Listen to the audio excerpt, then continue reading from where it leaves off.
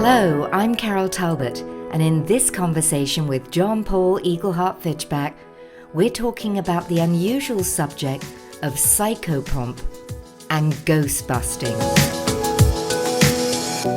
Hello again, John Paul.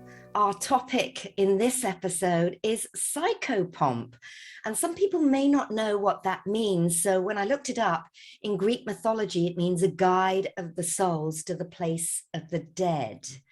Would that be correct? Yes. I prefer a conductor of spirits to the other world. Oh, yes. That just adds a little bit more to it, doesn't it? So how did that come about for you? Was it, were you one of those children who always saw spirits, or was it something that came a little bit later in life? So I saw and or felt spirits, ghosts. But I didn't know that that was a job. So in my apprenticeship as a shaman, so I was traditionally apprenticed, like, elders and grandmothers taught me everything and took a long time. And so one of the standard jobs of a shaman is PsychoPomp. It's just one of the traditional jobs. So healing journeys, soul retrieval, PsychoPomp is just one of the jobs that you do. So I went, oh, didn't know that was just a job that we did. Well, I guess it's, is it spirits coming to you for help, or is it people living incarnate people who feel that there's spirits around them, or maybe have a relative that's about to cross over that needs a little bit of help? All of it. So you start out, I started out by being invited to ghost busts. So various teachers or elders would be asked by someone that there was a poltergeist or there was a ghost, and could you come over and help? So I was thrown into that and said, all right, you need to go and you need to listen to this entity and see if you can move it along. So absolutely every single ghost bust that I have ever done, there's a story. And the spirit that's hanging around has a story. They have something they want to tell. There's something they need to communicate. There's something they need to explain. And they're trying to get everyone's attention to understand and listen to the story. And once the story is resolved, or once the story is out, there's this beautiful, fresh feeling that would flow through. And so I thought, well, that's just beautiful. I love being able to do that. But I just chalked that up as sort of traditional ghost busting. And then it became a bit later when I was working with some Celtic shaman, and they explained that there are, in their tradition, so that's not the native Canadian tradition, but in the Celtic tradition, there are 2 times in the year when the veil between worlds is particularly thin. So it's May the 1st and November the 1st. So depending on whether you're in the Northern Hemisphere or the Southern Hemisphere, you're talking about Beltana or Samhain in the Celtic calendar. Okay, would that link to the Mexican Day of the Dead? Yes, Day of the Dead is November 1st. Right, okay. Yep, same. We're coming up close to that. We are. So I think that's why this is a good topic for today. That we'll deal with all this dead context in terms of the work of a shaman. So when the veil is particularly thin, if you are a magic circle, so a magic circle is 2 men and 2 women that understand the medicine wheel and can stand as gatekeepers in the 4 directions. So this is definitely not something to try at home. This is for the experienced shaman only, because if you're going to do this work on these days and invite spirits that are caught or trapped or want to cross over, if you're inviting them, they will show up. And depending on where you are, they can show up in the dozens or the hundreds. And we've had both experiences. So if you do that, it's important to understand that you're inviting them to come. And if some of them don't want to go, or if some of them are reluctant, or if some of them have other agendas, you also have to be good enough to be able to clear that space and hold that space, because hitchhiking can happen. So that's why I say this is not something to try at home. This is not something to try on your own. Yes, So I I was guess, actually going to talk about protection as well. And maybe that's also something that everybody requires on those specific dates as well, not just yep. if they're doing the work that you're doing. Oh, I think let's talk about that. I think that's really important. On these 2 days, so you're talking about 72 hours. So it's the day before, the day of, and the day after. If you're an empath, or you're psychic, or you have an awareness, there will be entities that are trying to get your attention because the veil between worlds is quite thin those 2 times of the year. So be careful. They cannot just enter. You have to invite them. So, there's a lot of mythology about entities that they must be invited. Well, it's true. They can't just invade you. There has to be some part of you that's curious, that wants to know, that says, ooh, what are you? In that kind of a calm way. So if you don't call them, you're fine. But for these couple of 3 days, just be on the lookout. Be aware, have your spidey senses up. You're going to get those tingling feelings. And it's up to you to say, okay, who are you and what do you want? Or go away. And because we are the incarnate ones, we have will. And your act of will protect you. So if you're not sure, absolutely protection. The best protection is just a shield of light. Pick a color, white, blue, gold, pick a color. But just imagine yourself inside an egg, and that egg is just completely full of light. So just, use your imagination, will that into being if you're nervous going into these couple of days. I also think because some people get contacted when they're unconscious at sleep and going to sleep. So when you go to sleep, set the intention. This sleep tonight is for the healing of my physical body. This sleep tonight is for the healing of my physical body. That's it. It is not to be contacted by anyone else. You don't have to say that. You just have to declare what it is you do want. So when you put yourself to sleep, for these 2-3 nights, that's your intention.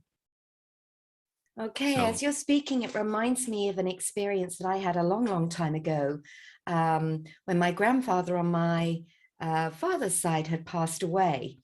And I remember feeling I was being pushed out of my body. It really felt like I was being pushed out of my body. And I remember saying, no. And then I must have asked and felt the spirit of my grandfather. And what he wanted was for me to go and visit my grandmother, who lived quite a few hours away. And so I agreed. I actually agreed to that. I said, of course I will. And the next day I called and I made arrangements to go and visit my grandmother. And so I remember that conversation, or that connection, and what I was being asked to do, but the feeling of being pushed out of my body, and it was no, being very firm. And so I do think that a lot of people maybe have relatives and things who, and I'm sure this is part of the stories that you hear, that weren't ready or prepared to leave loved ones. So, I loved it when you used the term Ghostbusters as well, because, we all think of that movie and go into the song, but you're saying it's real. So what are the stories that you've heard that have really impacted you, that have allowed you to help that soul move forward or move further onto its journey? oh, there's so many. I think that let me back up a second. The reason that they're hanging around, let's talk about that for just a second. Either they were killed in an accident or war, and they don't know they're dead. That is quite common. That the death happened so fast that the will and the soul were separated, and there was just a blackout period, a confusion. So when the portal was there, if it came at all, they missed it because they didn't know they were dead. And it takes a while to figure out what's going on and that you're dead. So A, they don't know. B, they refuse to go. They go through the death conscious, they're conscious dyers, they die consciously. And they say, no, I'm not going. And that's for a variety of reasons. And I've got a couple stories about people who refuse to go for various reasons. Or they say, I can't go. A loved one needs me. A family member needs me. My children need me. So they, again, it's kind of like refusing to go, but they're saying, I can't go. It's not that I'm saying no to going. It's saying, I can't go. I can't leave whatever this is. So I call that unfinished business. So those are typically what's going on. So when we've gone to a ghost bust, one of my most favorite ones, it's a bit out there, but never mind. We were called to a house where at this particular, if they laid in the bed, this cupboard would fly open and these towels would be jettisoned out of the cupboard. And they would clear all of the linens out of this particular cupboard. And it only happened if both of them were in bed and both of them looked up, heard the cupboard open, and then all the stuff flew out. And they didn't understand, what's going on. So we went and we contacted this entity. And the story was quite beautiful. The male spirit had been chasing this woman through lifetime after lifetime after lifetime, because way back when they were alchemists together. And the scene was kind of a medieval looking or dark ages period. And they were alchemists. And it was a time when there was a plague. And they thought that they had invented a process to quickly die and to come back. So they had thought they had figured this out. It's herbal concoction that you could drink and you would come back. So the only way to test this was for one of them to contract the plague. So he volunteered. And so they did this. She administered the elixir and it didn't work. So she felt so bad because he just died. And he chased her lifetime after lifetime after lifetime to say, what happened? All he wanted to know was, well, what happened? Why didn't it work? But she was so guilt-ridden that she just refused to deal with him. So here we are in some number of lifetimes since that period. And from the bed where they had in their little cell where they were as alchemists, if you laid in that bed and you looked up at the angle where the cupboard was the window of the cell.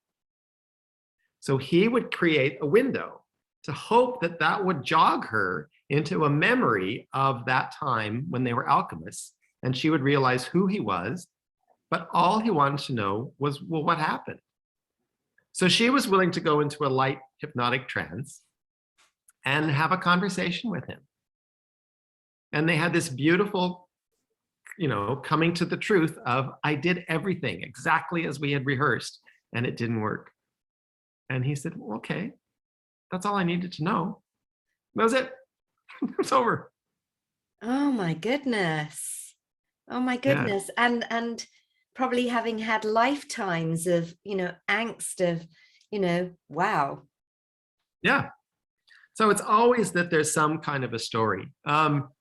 As a shaman who's accepted that PsychoPomp is part of my job, I have a couple of portals in my house. So I have a portal over the altar where I work with energy things.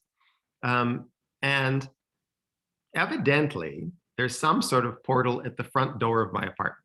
I'm not sure that I understand that one particularly, but it started that spirits would come. So I live in an old building.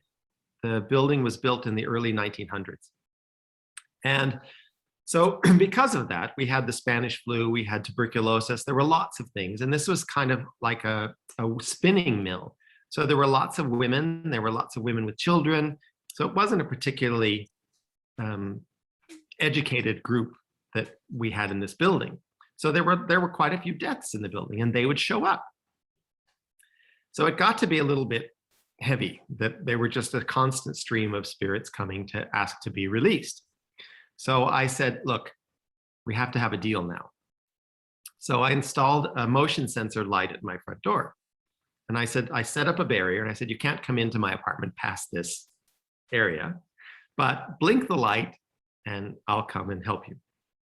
Well, sure enough, blink goes the light. So it went, in the first couple of years, it was pretty calm. And then it kind of tapered off. And so it comes and goes. But around this time of year, so around the 1st of May, around the 1st of November, it starts to pick up. The traffic starts to increase again. And one of my favorite stories was a nun who brought a group of children. So they were all tuberculosis cases. I'm not sure how the nun died, to be honest, but she brought these children. And the children came and they said,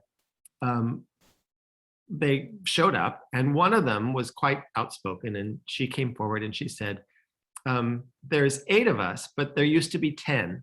A young boy and girl older than me came to your place to transition across. They have not come back. So we want to know if they did. And I remembered that a couple of days ago, a little boy and little girl, about 12-ish years old, came. So I said to the girl, yes. So then they looked at the nun and were quite angry and said, see, we told you. So she didn't want to bring them. And she said to them, well, they were bad children to do that. You children were never baptized. You children, died in sin. You were bastard children. You won't go to heaven.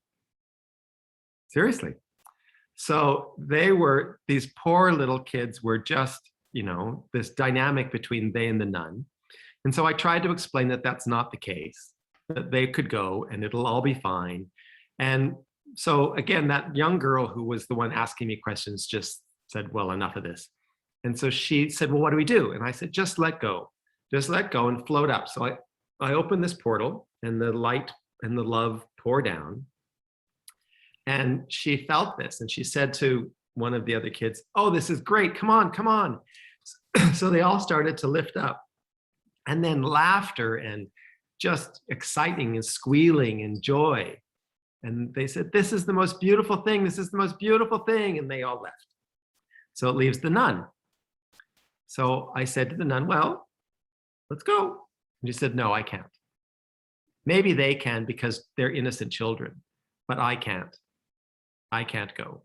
I've committed sins and I'll be taken to hell. I can't go.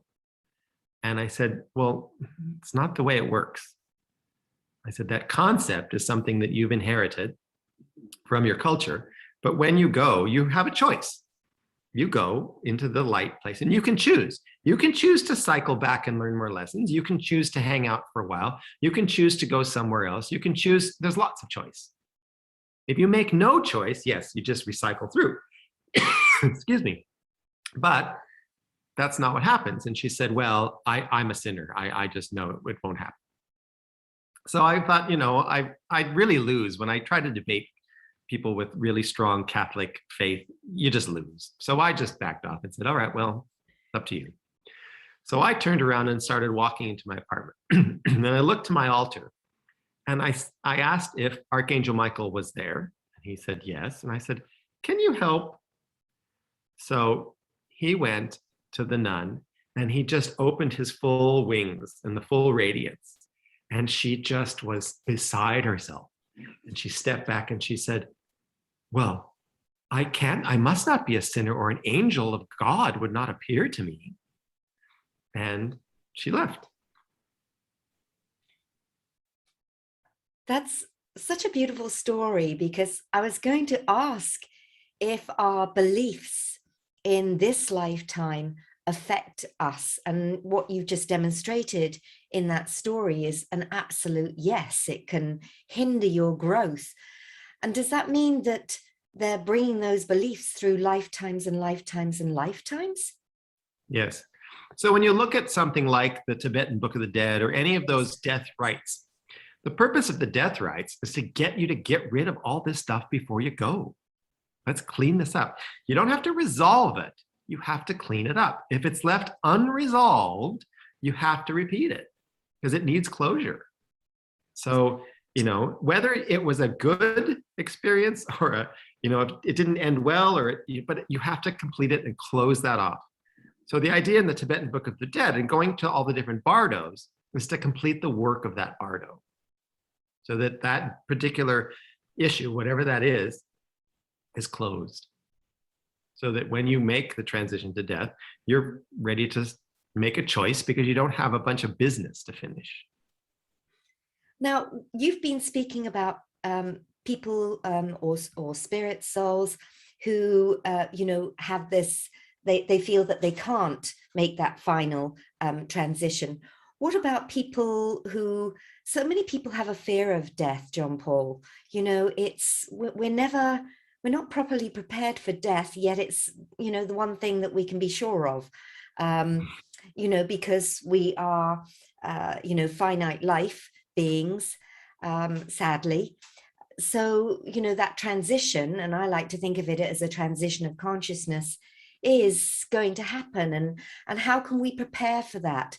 And how do you help people who, so many people are passing over at this time? And I'm sure you're seeing that the lights flashing on in those portals. It must be a very busy time for you. Many souls choosing to leave. How can we help people who are haven't made the transition and haven't quite passed over yet? Is there a way that we can help people prepare a little bit more? Sure. There are more and more people that are teaching, they're either called a death doula or a death midwife. So I've done lots of that death midwife, lots. I've probably done about a dozen death midwife, sitting vigil with the dying person. So if anyone feels drawn to that, please, the training is beautiful. It's an important thing to do. As you say, there's lots of people that help us come into this world and bring you in as an innocent baby, but nobody's signing up to help you transition out.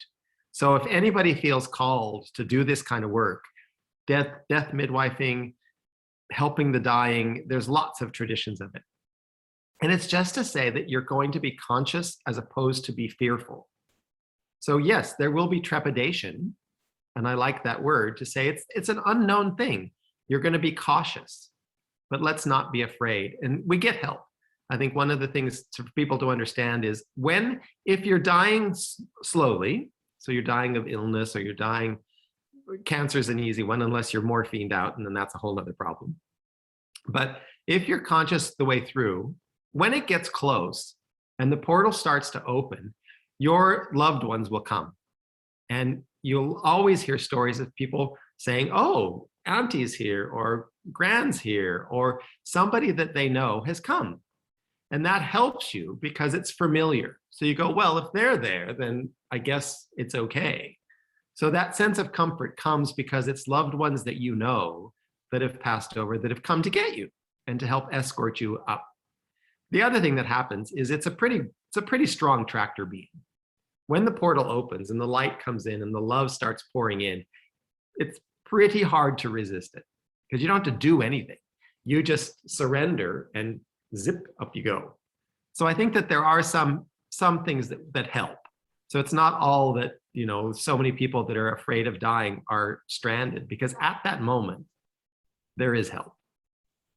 Do you get that beam of light as it comes in and you feel that? Do you get a sort of nice rush as well?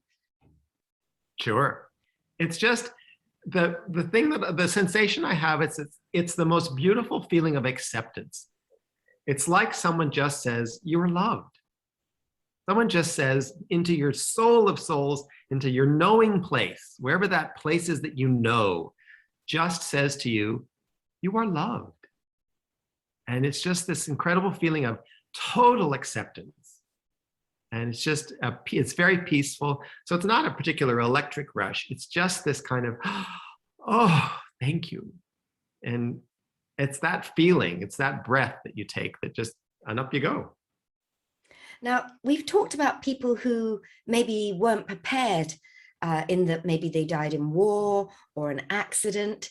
Do you believe that also people have a choice of when to pass over or an appointment date? And I say that because I remember a friend of mine sitting with her mother for some time as her mother was making her transition.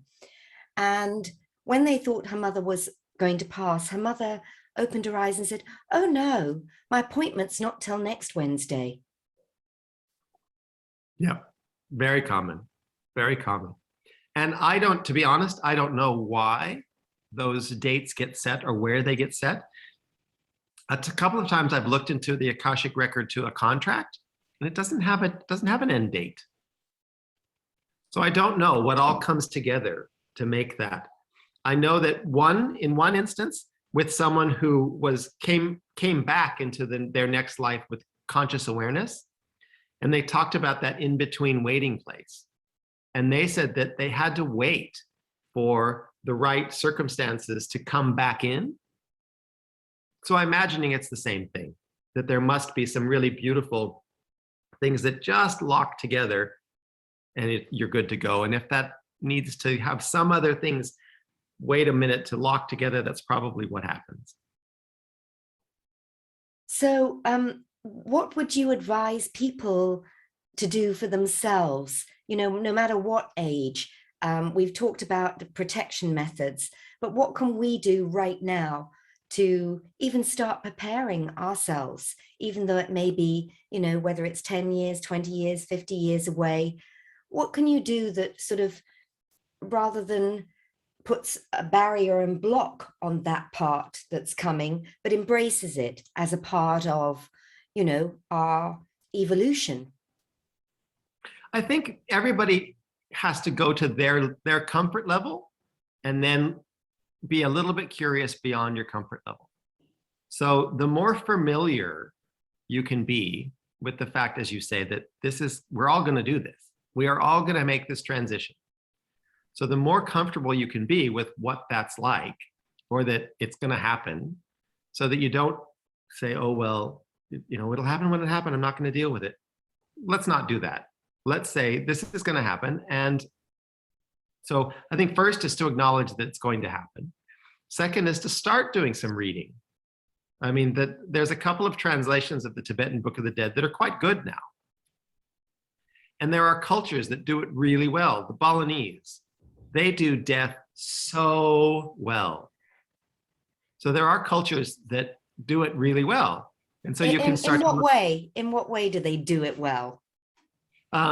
It's a huge celebration. The cremation is a family event. There's feasting, there's food, there's stories, there's experiences, but it's beautiful.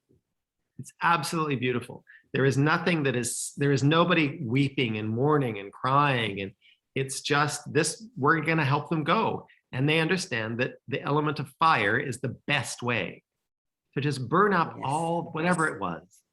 So the whole burning, I mean, India does it as well. They do it very well. But the idea of burning is that that's your gift to this person whose life had bits and pieces that may not have been finished very well. So we're going to use fire and water and earth and air and help. And so, a Balinese cremation is a gorgeous, huge pageant of feasting and color and flowers and incredible. I mean, it's just vibrant. As and opposed isn't that to what it should be, rather than this mourning and weeping? Because are you really mourning and weeping the person who's passed over, or the loss in your own life? It's actually from your own perspective, you're missing the physical form of somebody whose consciousness still exists and is just transferred. And I always, rather than when you see people post that somebody's passed over, rather than "I'm so sorry for your loss," I always say, "And may you have many, many wonderful memories that bring you joy when you think about that person." Because surely that's, correct, like the Balinese, to celebrate somebody's life. It should be, well, at least you made an impact. You allowed people to laugh and to have joy and to have fun and all the wonderful memories, rather than like, "Oh, no," and all the tears. So I totally agree with you that it should be a change in how we perceive this transition of consciousness, and a celebration of somebody's life rather than a mourning of somebody's life, because that makes it about you rather than about them. Absolutely. The whole way that we in Western society deal with death is very selfish, incredibly selfish. It is not generous. One of my teachers, Grey Wolf, when he was ready to pass, he said, "Look, in our tradition, you don't call me anymore. So you don't use Grey Wolf. If you want to talk to me, my name in the new consciousness will be Dust. So if you want to talk to me, call Dust, but please don't call me back because I've left this. I want to leave cleanly." So there are traditions where there's a change of name. There are traditions that you don't mention that person's name for a year and a day because you don't want to keep calling them back. That's very selfish. Yes. You want to let them have this journey and let them have this experience. Change, this consciousness, move on. And the beautiful thing, when you go to, in Western society, there's mediums that, do readings with, talk to dead people. But the beautiful thing is that that's the consciousness that is free. They're not talking to the person that was trapped in that body, that was wounded, that was suffering. They're talking to the person and the consciousness as it is free now, and it can come back and give guidance and share things. It's not the same. So I think it's helpful for people to understand as best they can and to feel comfortable with death and with the dead. And there are so many cultures that had a clear understanding of that when you left this physical meat sack, that there are things you still do. So I remember being in the Orkney Islands in Scotland, and there was this beautiful mound up on the hill, and you could go in, and there were these little cells, I don't know what to call them, little boxes in the walls. And those had skeleton bones, skulls and bones in them. So I was there, and a young man as a spirit came in, and his job was to come in on various feast days of the year and ask the ancestors whose bones were there if they wanted to stay and help the people for another year's cycle. So there was this was the box of the people who were really good with a particular farming skill. These were the people who were really good stone cutters. These were the people that were, marriage and social law people. And those volunteered. And they said, "Sure, I will stay so that I can be consulted and you can have my wisdom. But every year it's up to us to go in and say, do you want to hang out another year and let us chat with you, or are you ready to move on now?" So I think there's a whole bunch of ways that we used to work with the dead and that shift in consciousness, and we don't anymore. Now when you're dead, it's, we should just forget you, which is the day I of the enjoyed dead. that transference of wisdom, reminded me of our conversation about the trees. When a tree is being cut down, it makes sure that it transfers its wisdom to other trees in the vicinity, so that wisdom isn't lost. Isn't that what we should be doing, that the wisdom of a lifetime should be passed on as it used to be traditionally through the stories of your parents and your grandparents used to tell the stories, which had the wisdom and was passed down through the generations. In many, as you know, in many indigenous cultures, that was the way. Well, and in many indigenous cultures, there are conversations with the ancestors happen all the time. Yes. Yes, in every ceremony, you always honor the ancestors. And also, I always think you honor the ancestors because you are the ancestors. If you believe in, you were the grandfather, the grandmother, so you're honoring yourself as well as the ancestors and the other relatives. You're bringing it all together. Yeah. No, I think the key, as you said, is that death is a transition of consciousness. That's it. And what I deal with in PsychoPomp is that sometimes they don't know, or sometimes they have a belief that keeps them there. I remember a group of 3 men came when we were doing one of the big rituals at the fire. And they came and they were really evil. Like they had done horrible, horrible things. And they said, well, we would like to go because it doesn't, why are we just hanging around in our own guilt for all this time? And they needed such incredible understanding and forgiveness to say, that was this life journey. So go, understand why you did that. Understand what that lesson was all about. But you're not going to learn that if you stay here. You're going to learn that when your consciousness leaves and you can begin to look at that life experience. Because the examination of the life what you're doing right now is painful. So that's the advice that you want to give them, is that there's no staying in this halfway house. It doesn't do any you or anyone. And is this where you get the lower astral entities who want to, like you say, find a host and take over a body? Yes. So that's a slightly different thing. In my experience, those aren't your typical ghost.